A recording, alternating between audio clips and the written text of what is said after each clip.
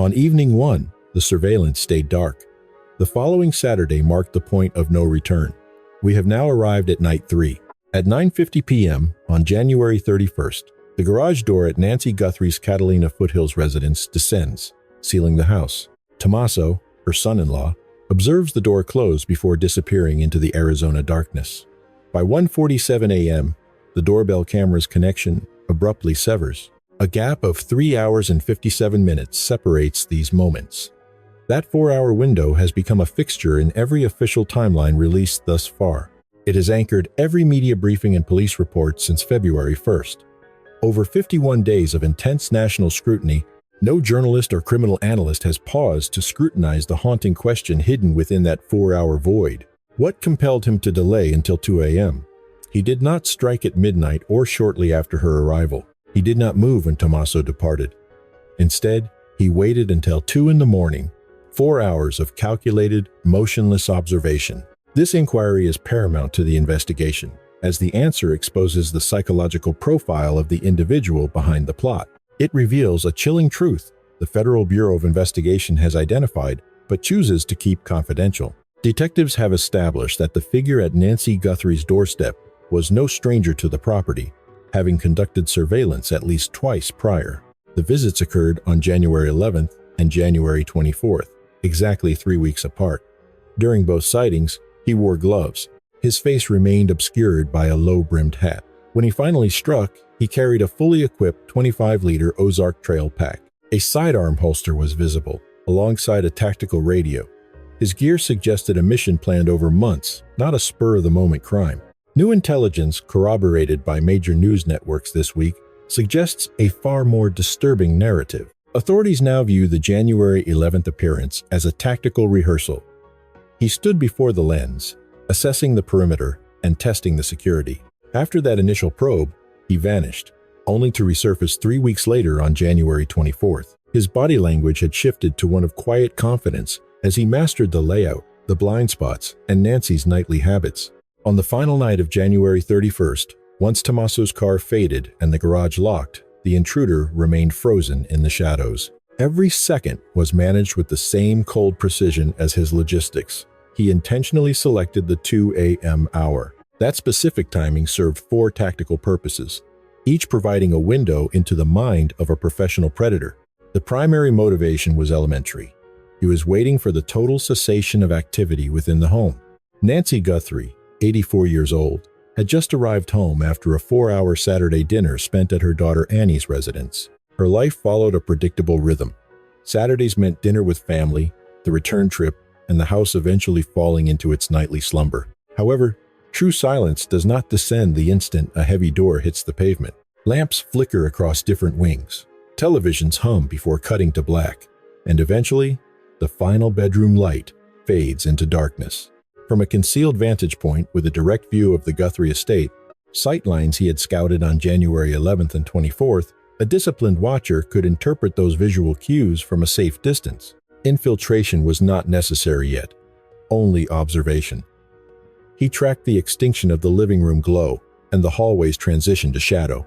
The final window going dark takes time for an 84-year-old woman winding down after an exhausting social evening. He did not rely on guesswork regarding her sleep state. He waited with predatory patience until the visual evidence was absolute. The next factor is rooted in biology, a detail that fundamentally shifts our understanding of the perpetrator's expertise. Selecting 2 a.m. was far from an arbitrary decision. Extensive behavioral research indicates that the window between 1:30 and 3 a.m. marks the absolute nadir of human alertness and awareness. During this period, physical response times reach their most sluggish levels recorded in clinical studies. The likelihood of a victim fully rousing and mounting a coherent defense against an intruder is at its statistical floor. Vital signs like core temperature dip significantly, while higher-level brain functions are naturally inhibited by deep sleep.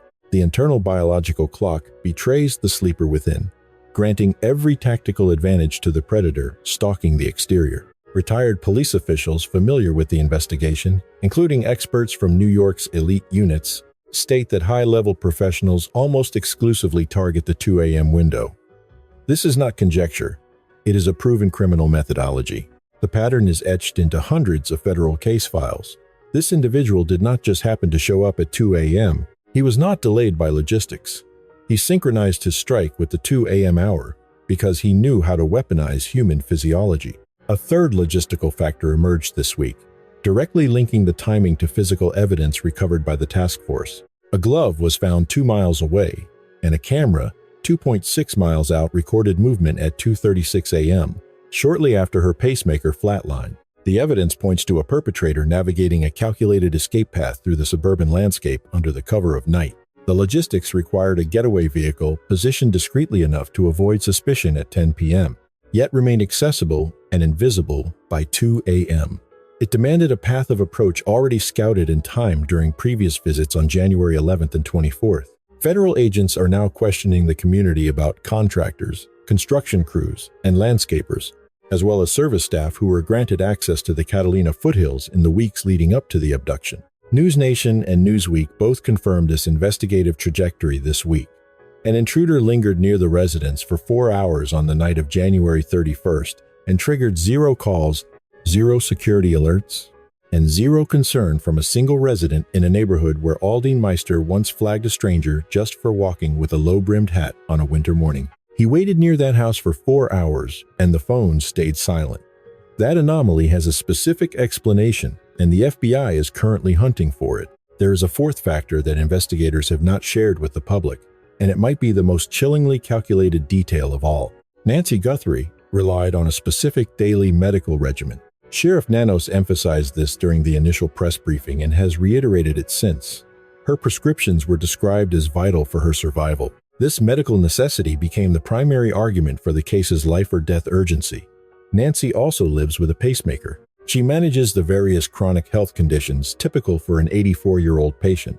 If those medications included anything that affected her sleep depth or neurological awareness, common prescriptions for elderly patients with cardiac issues, then 2 a.m. was more than just a convenient hour for an intruder to strike. It was the exact window when her evening dosage would reach its peak pharmacological effect on her system. The sedative impact of standard cardiac or pain management drugs usually peaks between 4 and 6 hours after ingestion. If Nancy took her nightly dose between 8 and 10 p.m., which fits every documented routine in the investigation, then 2 a.m. falls directly within the window of maximum chemical suppression. This possibility has not been raised by any media outlet, analyst, or press conference in 51 days. It is a terrifying realization because it implies the perpetrator knew her internal medical clock. Consider the convergence of all 4 factors simultaneously. The house goes dark, the victim enters deep sleep, the neighborhood is blinded, and the medication reaches its full potency. Any single one of those factors explains why a suspect would wait 4 hours in the shadows. But this intruder didn't rely on luck. He stacked the variables. He waited until every single element aligned in his favor and against the woman sleeping inside. That is not the behavior of an impulsive criminal or a crime of opportunity. This was operational planning at a level that veteran FBI agents are calling unprecedented for a residential kidnapping. He targeted that 2 a.m. window as deliberately as he chose his equipment. The gloves, the mask, the backpack, the holster, the radio, and the signal jammer that neutralized every camera in the vicinity. He moved with patience and a disturbing knowledge of the woman inside. Look at the timeline at the conclusion of those 4 hours. At 1:47 a.m., the doorbell camera loses its network connection. This was a network failure, not a power outage. A camera with no active subscription, unable to record, goes dark at 1:47. 25 minutes later, at 2:12 a.m., the device's motion software logs a human presence at the front door. The camera could not produce a video feed, but its internal motion sensor remained functional, registering an intruder in its field 25 minutes after the initial disconnect. That gap suggests he was already in position before the sensor tripped. He entered the detection zone at a controlled, rehearsed pace. No signs of urgency or panic, only a sequence. Then, at 2:28 a.m., 16 minutes after the approach, Nancy Guthrie's pacemaker lost its connection to her phone. 16 minutes from entry to departure. That isn't someone improvising in a dark house. That is someone executing a pre-planned drill. At 2:28 in the morning, the signal went dead. Nancy was gone. She had lived there since 1990. 35 years. That Saturday night had begun like thousands of others before it. Dinner with Annie, the drive home with Tommaso, the sound of the garage door sealing shut, and the stillness of the Arizona desert surrounding the sanctuary she had built for 3 decades. She had no warning. Her doorstep camera recorded nothing. No neighbors witnessed the event. No one called the authorities.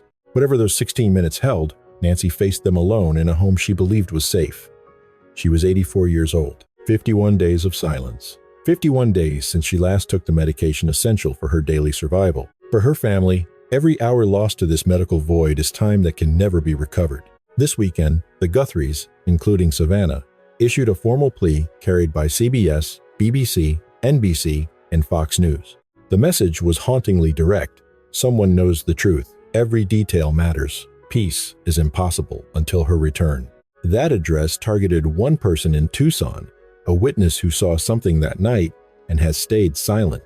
Night 4 approaches, focusing on the critical window when the investigation should have started, but did not. Not at 1:47 a.m. when cameras died, nor at 2:28 a.m. when the pacemaker stopped. At noon on February 1st, over 9 hours after the medical signal vanished, the clock was still ticking. 10 hours passed before anyone dialed 911. Investigators are now calculating the cost of that delay. This is Night 4. Contact 1-800-CALL-FBI. The process is anonymous and strictly confidential. Rewards now total $1.2 million. Anyone in the Catalina Foothills on January 31st who spotted a strange vehicle or light must call the Bureau. Do not wait. 51 days have passed, and a witness knows exactly what happened during that second hour. The disappearance of Nancy Guthrie is a haunting reminder that home is a sanctuary we can never take for granted. This tragedy isn't just a police report. It is a chilling masterclass in the anatomy of vulnerability. It teaches us that predators don't just strike, they observe. They weaponize the very routines that make us feel safe. The flicker of a lamp, the timing of a medication, the predictable silence of a Saturday night. The most heartbreaking lesson lies in the void of silence. For 4 hours, an intruder waited in the shadows while a neighborhood slept. And for 10 hours after her signal vanished, the world moved on, unaware. Our greatest defense isn't a deadbolt or a high-tech camera, it is collective vigilance. We must be the keepers of our elders, the ones who notice when a porch light stays dark or a neighbor's rhythm falters. Silence is a predator's most powerful tool. Your voice is the only thing that can break it. Trust your instincts.